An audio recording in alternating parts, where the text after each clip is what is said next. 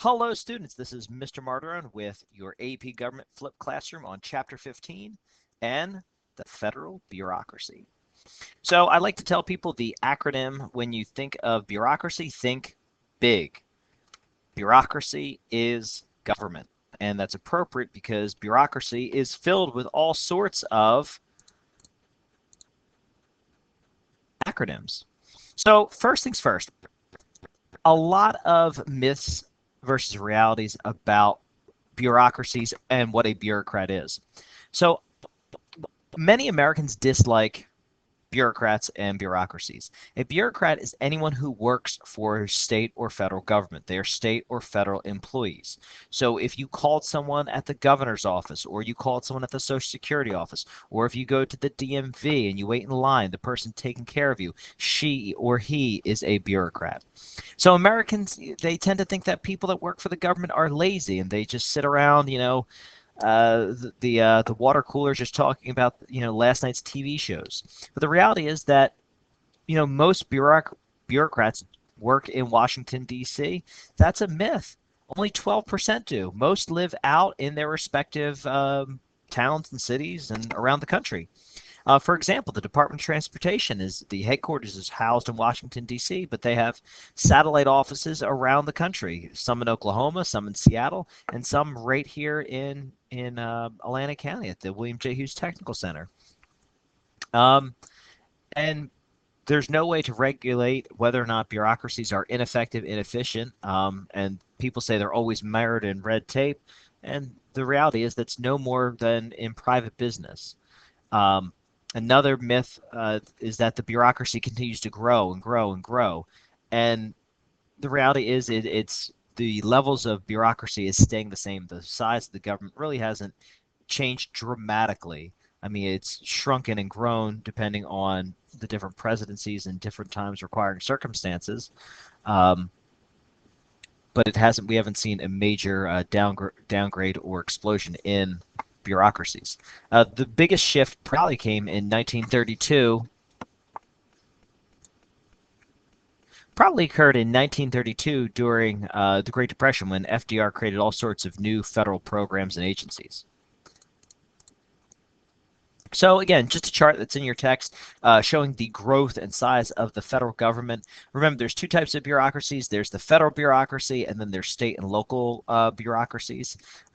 So you may have an issue that is not a federal issue, but a state issue.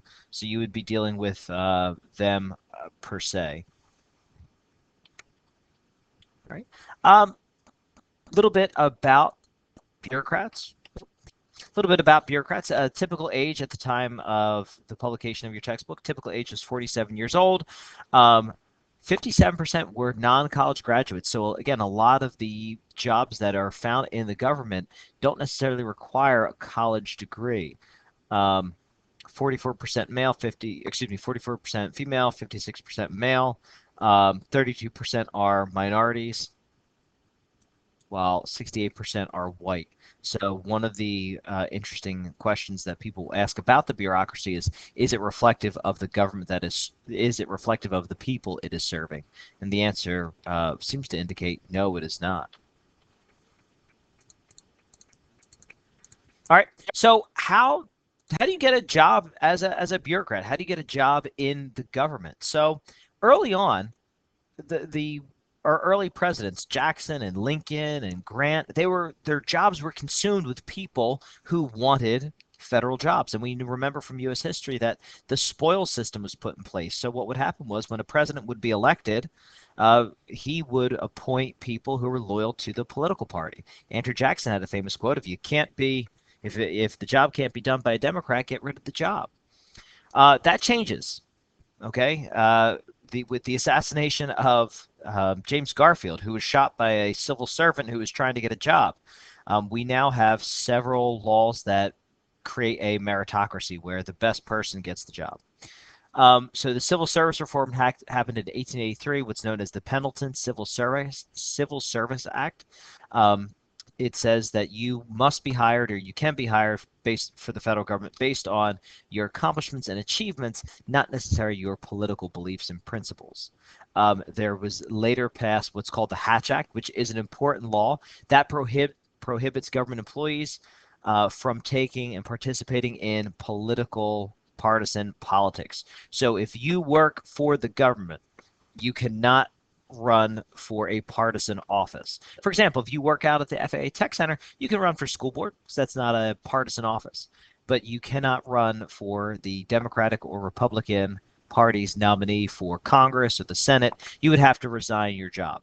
Okay, otherwise it is a blatant conflict of interest. So I would make sure you know Pendleton Civil Service Act of 1883, and more importantly, the Hatch Act that creates that divide between political parties and political appointments. All right. There's also something called the OPM, not to be confused with the Office of Management and Budget, but the OPM is the Office of Personnel Management. And this is the federal office that's in charge of hiring and firing people. If you go on the OPM's website, they have thousands of government jobs that are posted daily. It's a great resource to check out, especially for those of you guys that are looking for internships in college or jobs out of college.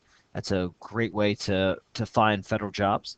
There's also what's called the general schedule, which is a GS scale, and that's by what your salaries are based on. So if you talk to someone to say, oh, I'm a GS7 or GS11, that indicates their level of experience to commiserate with the level of salary.